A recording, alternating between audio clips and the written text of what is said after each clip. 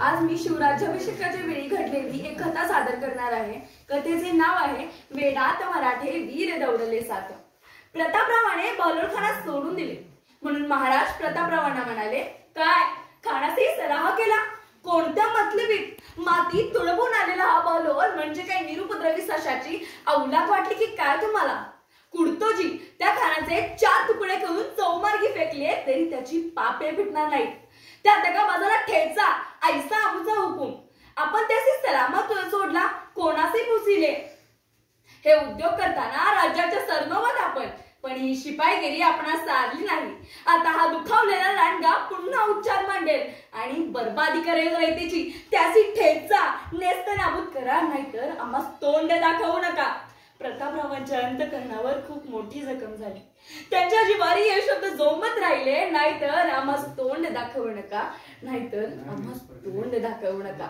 रणांगणावर शत्रूच्या घुसळत्या गर्दीत बेधडक घुसून हत्याराचे गाव छाताडावर झेलणारा महाराजांचा बहादूर सेनापती आज चक्क महाराजांच्या शब्दांनी घायल झाला होता।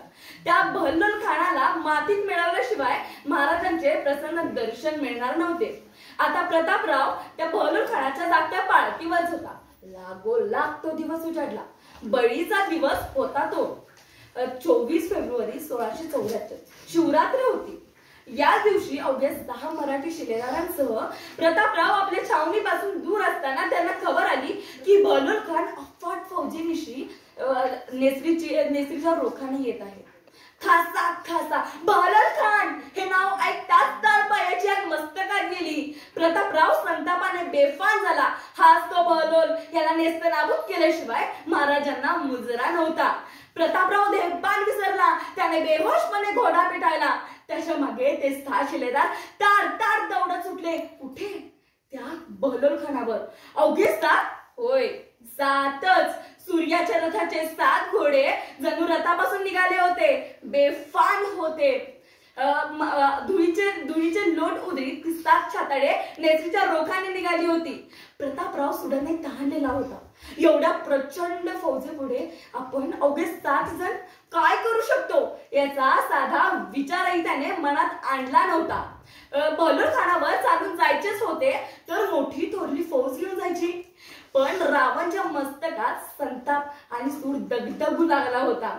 तिथे विचाराला जागाच नव्हती। तो आणि ते 7 जण बंदुकीच्या गोळीसारखे ताड ताड सुटले होते। बहलोल खान आपल्या अफाट फौजेनिशी नेसरीची खिंड ओलांडीत होता। एवढ्यातच धुळीचा पिसारा फुलवीत ते 7 मर्द खानाच्या फौजेवर फार वेगाने चालून आले। कोणत्या शब्दात वर्णन करायचे त्यांच्या आवेगाचे? बहलोल खान तर चकितच झाला। अवघ्या 6 लोकांशी प्रतापराव आपल्यावर चालून येईल अशी कल्पना त्याने स्वप्नातही केली नव्हती। तो आनंदाने चूर झाला। प्रतापराव आणि ते 6 त्या खानाच्या खवळलेल्या फौजेच्या एकदम तलवारी खालीच गेले। जे सापडले ते मेलेच। एवढ्या प्रचंड फौजेपुढे अवघे 7 जण धुमाकूळ घालू लागले। साथाने शर्त केली। पठाणांचे गाव छाताडावर पोहोचत होते। नेसरीची खिंड रक्ताने शिंपून गेली होती। शत्रूचा गराडा आजूबाजूला पडला होता। इतक्या महान फौजेपुढे अवघे 7 जण किती वेळ टिकतील? एक एक करत मुरा जमिनीवर कोसळत होत्या। अखेर शर्थीची समशेर करत प्रतापरावही पडला, ठार झाला। महाराजांचा दुसरा तानाजीही पडला। महाराजांचा शब्द इतक्या खोलवरणी लागला होता की त्या खानाला तरी मारेन, नाहीतर मी तर मरेन अशी त्याने तिडकच धरली होती। मोठे दिव्य करून राव गेले। महाराष्ट्रातील आणखी एक खिंड पावन झाली। राव पडला ही बातमी गडावर आली। राज्यरोहणाच्या त्या गोड गर्दीत कडू वार्ता मिसळली गेली। महाराजांना कळालं राव पडला। त्यांच्यावर मी मोठा घाव बसला। डोळे पाणावले, दुःख असह्य झाले। पत्राप्रमाणे खरोखरच आता राव तोंड दाखवायला येणार नव्हते। महाराज हळहळून उद्गारले, हा फुटलेला बांधा कसा साधला जाणार? दौलतीचे फार मोठे नुकसान झाले।